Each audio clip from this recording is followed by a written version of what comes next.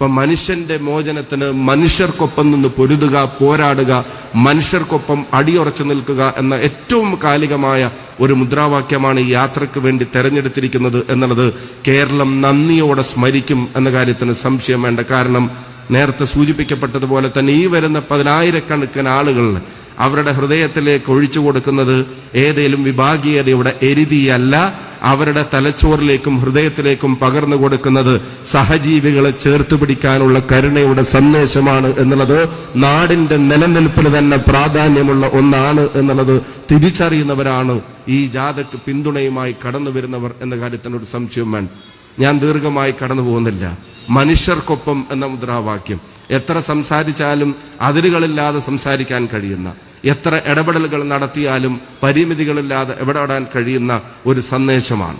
അതെല്ലാവരിലേക്കും പകർന്നു കൊടുക്കാൻ ഈ മഹാജാഥക്ക് കഴിയട്ടെ.